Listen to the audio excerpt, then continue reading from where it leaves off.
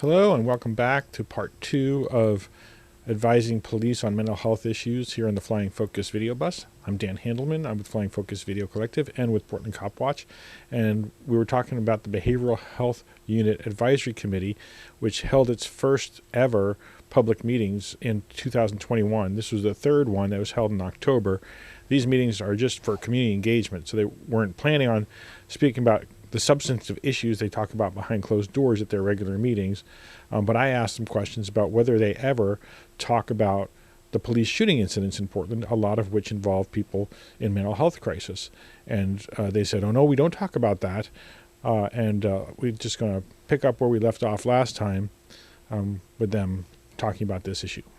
And there was one shooting that happened a few years ago where an officer shot someone. I don't remember the name, I'm sorry to say, but an article came out in the paper about the behavioral health system, and it was, of course, really damning, and it's sometimes damnable. But the reality is a psychiatrist could have been standing right there, or a licensed social worker could have been standing right there, and they wouldn't have been able to do anything. Our system has a lot of complications and ties and rules and obligations that make it very difficult for single individuals to respond differently.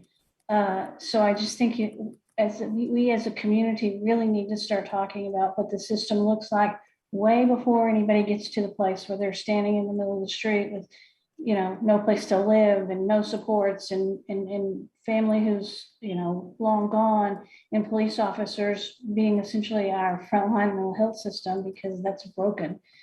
And, anyway, I just really appreciate the question. And I think it's an interesting concept for us to consider as a group. I wanted to respond to Janie's question to Dan, which I thought was an excellent question, and it's one and a perspective I share about solutions. And I just wanted to, offer, what I see, in response to my own question, what a solution would be. And like Dan, I don't have trained expertise in dealing with crisis. I do have lived experience with addiction and mental health issues. But when I think about, the particularly violent encounters that have happened over the last, 5 years, and I do understand and appreciate Casey's view that, there's a long process of criminal administrative investigation goes through the PRB, but there are training recommendations that typically come out of those. And while, the training division has its ups and downs and its expertise on tactics and other things, this committee has a particular expertise on behavioral health crisis and at the intersection of police encounters. And I love Portland Street Response and everything that's going on there, and the idea that Dan put forward of decreasing encounters between police and those in crisis. Unfortunately, we know that that's just not always the case. And even if you had a robust PSR program, you are still going to have cases where police come into contact with people in crisis. And so, at the conclusion of those long processes, what my, expectation as a lawyer trying to assess compliance with paragraph 95, what my expectation or ask or desire as a citizen of Portland who wants positive outcomes is for not the training division to control the sort of recommendations that come after these tragic events, but for this committee and for training division to come and rely on you all.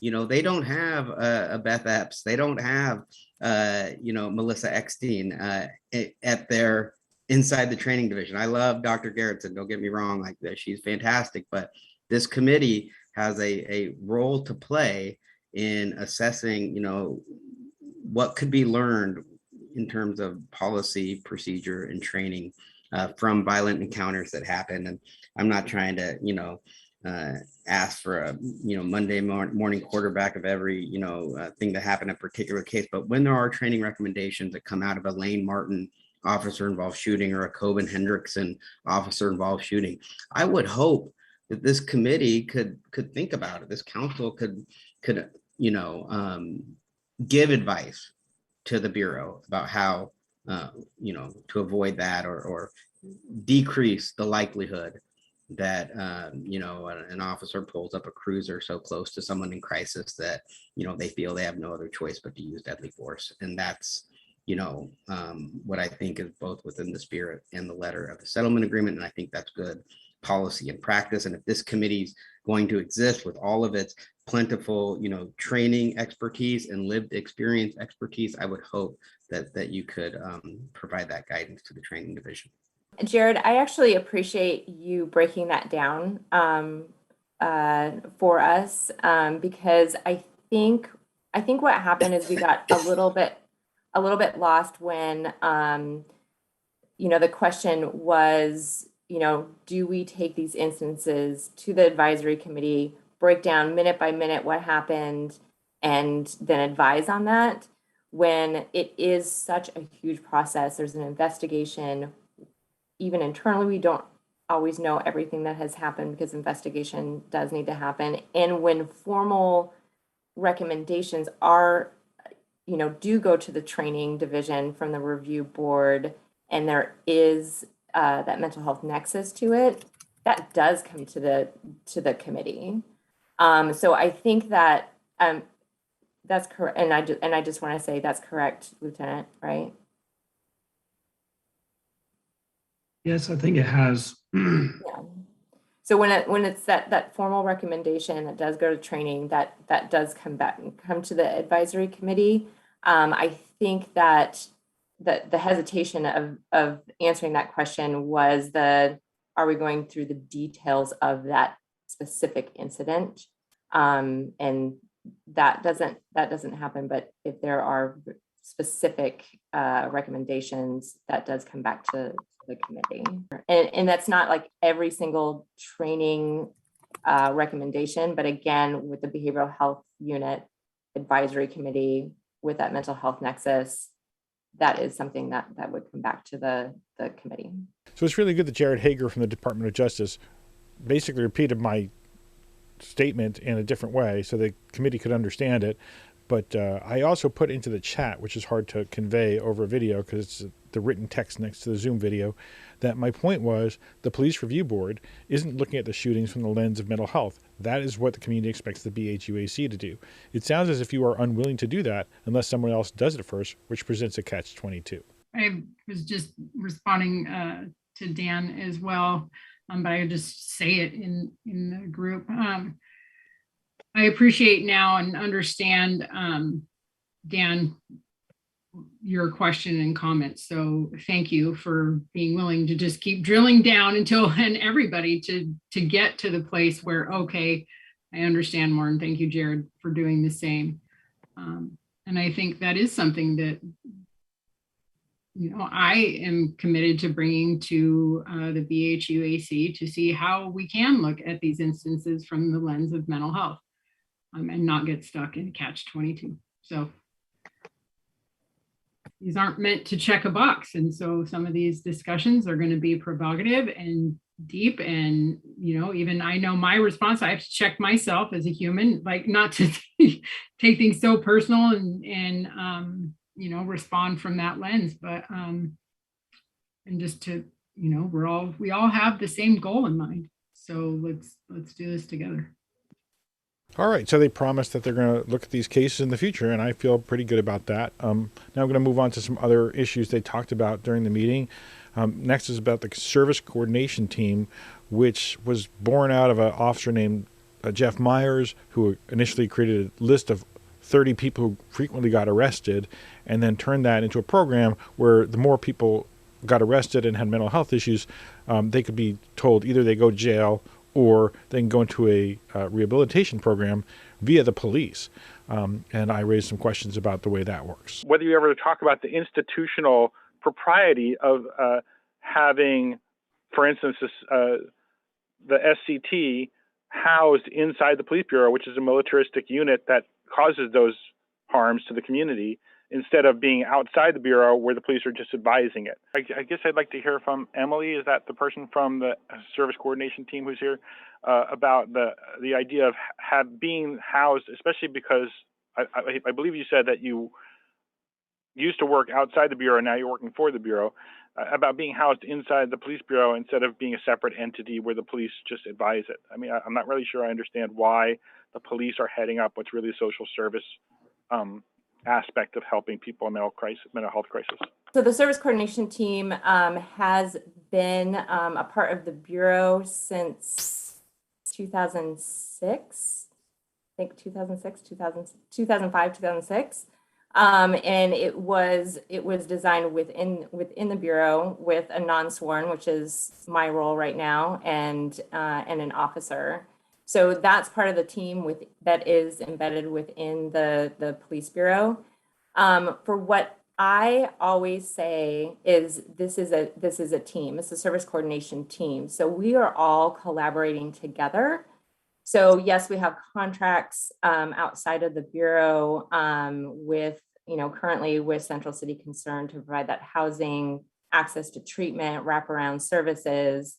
But that has always been within the police bureau. It was an officer driven team to form, because really like trying to step back and be like, hey, what can we do different? And how do we all work together? So it's not a police bureau thing. It's not a Central City thing. It's not a transition projects. It's a team that we all work together. And yes, I have worked in kind of all aspects of the service coordination team. And so I've seen it from the beginning and how it's kind of evolved over time, even the programmatic evolution that we needed to kind of change and evolve with it to meet the clients and their needs. So again, I'm going back to it's a team that is headed, by the Portland Police Bureau. We do oversee the contracts, and we have this very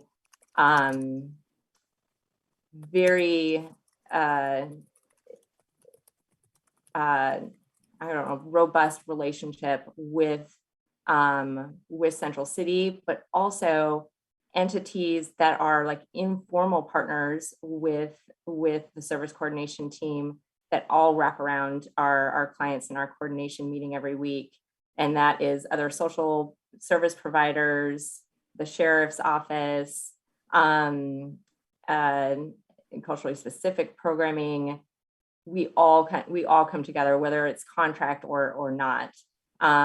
So hopefully that kind of answers the question. Like, I get that question a lot. And again, I always kind of push that is we are a team, and this is how we should function with everyone, all the entities that need to come to the table, just like the advisory committee. We're all there for a purpose and a goal. We're all going to be in we all going to come at it with a different lens, whether that's personally or professionally, and we're all working together for the same goal. And I would just say that the outcomes of the service coordination team are pretty impressive. They really speak well of our community and of that team in particular. The next person you're going to hear from is a woman who once was on an oversight committee that was created as part of the DOJ agreement called the Community Oversight Advisory Board. Some people say COAB. I say COAB. And that body got dissolved by the city council because members kept quitting and the city council stopped putting new members on them. She's also a member of the Disability Rights Oregon, and as such, she has a seat at the table at the behind closed doors BHUAC meetings. Dan, I don't know if you remember me, but I also have done a lot of protests and street protests. It happened for me, this latest iteration, because of Mike Brown. And from Don't Shoot, I got involved with COAB, and from COAB, I got involved with DRO, Disability Rights Oregon. And then from there, I went to BHUAC. But in terms of my own development and awareness, from the time that I was on the COAB, I had the same view of the SCT, but over the years, I think I'm in my fourth year on the BHUAC, and I've been really impressed with how it's managed and the relationships that they build, especially, from my perspective, especially with the clients, with people who are experiencing mental health issues and who have a myriad, right? A panoply of stressors in their daily lives. And the SCT, in my view, and I'm impressed by it, really work to sort of shore up that individual's life so they can, take the next step, hopefully on and with better footing. So I hope that gives you a different perspective from somebody with lived experience who comes from a really varied perspective, And now I change topics again, where another one of the about 10 members or so of the audience, other than me, asked what happens when there's somebody in crisis, because there's nowhere really to bring them in the city of Portland. There are several places in our community that we have available for people to go in crisis. Emergency rooms, Unity, Providence. There's a private psychiatric hospital in town, Cedar Hill. So there are some resources for people who are in acute crisis.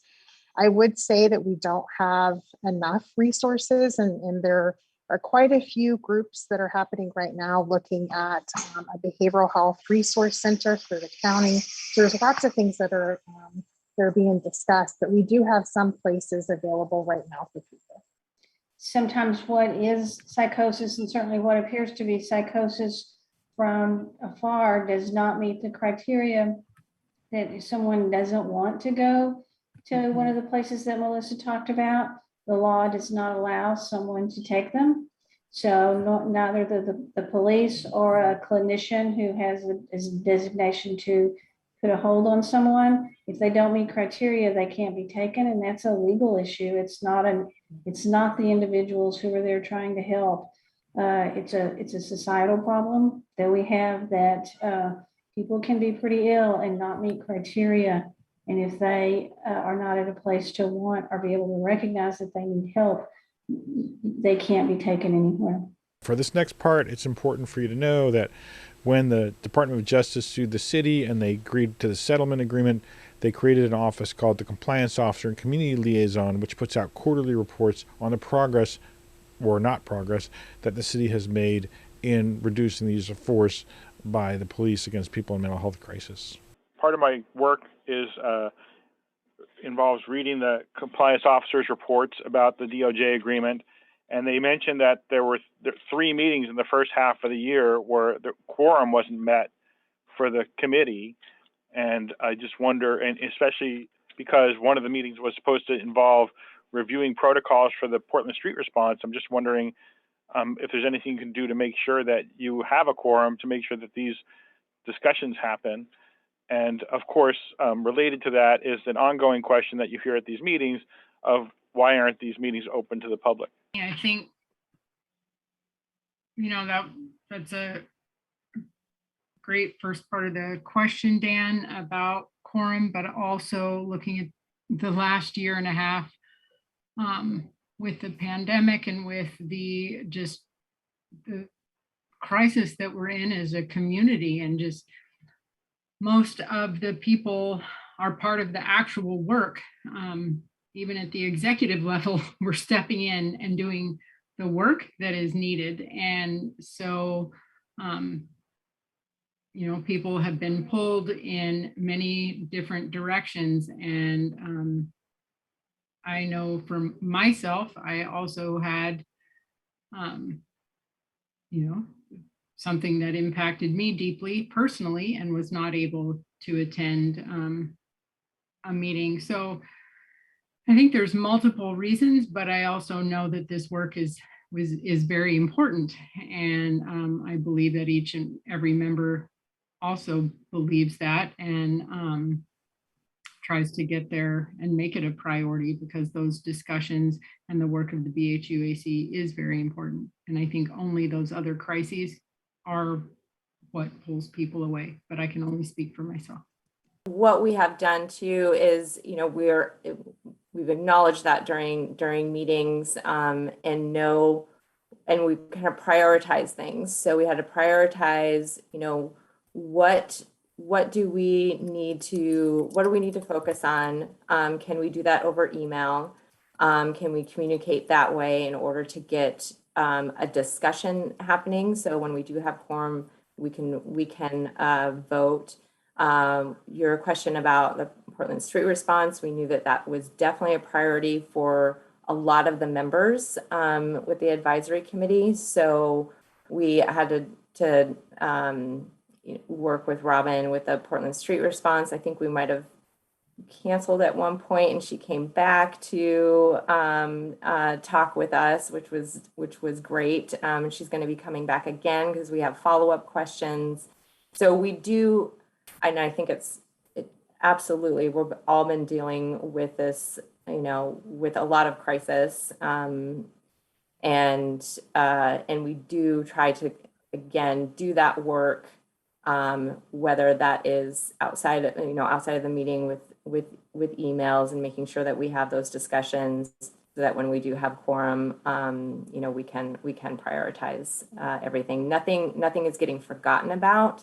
It's unfortunate that you know, sometimes it's not always in a timely manner. People who are involved, who are members of BHUAC, BHUAC, really do wear different hats. And so a lot of times they'll have to leave to go to another meeting, or they'll have to miss a meeting. But like either Janie or Emily said, it's not as though we set things aside or we don't care. You know, I was really pleased with the way the chair and the co-chair, Casey, Lieutenant Hetman, really made the change this last March with getting the members involved via email. That's been really helpful for me individually in terms of engagement with the different policies and conversations that are going on. Next, another member of the audience asked a question about the special training officers get about handling people in mental health crisis, and essentially asked if they could have input into it. And Lieutenant Hetman from the Behavioral Health Unit talked about how the BHUAC designed scenario-based trainings at a meeting, which is not open to the public. So yeah, it's our enhanced crisis intervention team training. It's typically in past or prior years, it's 40 hours of additional training that we provide our officers to certify them in ECIT. However, we're going to be onboarding 30 to 31 officers this year in a few weeks. And in order to make sure that we're getting robust training to them and not watering down their ability to do the scenario-based training, we're actually increasing the training days to 50 hours. So that complements the fact that every Portland police officer that you encounter or see working the streets all have 40 hours of crisis intervention training under their belts. And so we augment that with currently about 140 officers that have that specialized ECIT training. And it's that group of officers that we rely on to respond to the mental health calls where there's maybe a weapon involved, a suicidal ideation at a residential facility, something similar. So they're kind of our go-to officers that respond to those higher acuity mental health calls. And so, yes, we did spend nearly an hour today at the BHUAC meeting going through the curriculum that's going to be presented to those officers in a few weeks. And we discussed at length the scenarios to be presented and had dialogue and feedback about those scenarios and the training that's going to be provided. A lot of people have, from the very beginning, wanted BHUAC to be open, to fall under OPML, Oregon Public Meeting Law. And I think that a lot of people are very protective in many ways. This is my personal perception. And at the same time, not only are they protective of those relationships that are required to do the work effectively, but at the same time, they want community members to know what's going on. And I think, I think it took us nearly a year and a half as a representative of DRO. I was sort of maybe the third or the fifth or the eighth leg of person that brought up on behalf of DRO for BHUAC to fall under OPML. And when that didn't happen, I thought, well, why don't we start doing what we can so that we're involved with the community, so the community knows and is in contact and is able to create relationships with the various people on the advisory commission. So, the quorum stuff happens, but the work gets done. It just takes longer. So there you have it. Even members of the Behavioral Health Units Advisory Committee who tried to get the meetings open to the public couldn't get it to happen. You witness now what one of the public meetings is like, and there was some movement, and hopefully they will start talking about shootings and deaths in custody now. But had I been able to go to these meetings starting back in 2013 when they first had them, maybe they would have been talking about it for the last 9 years, and we wouldn't keep having these shootings. So thanks again for watching the Flying Focus Video Bus, and we hope you'll watch again next week.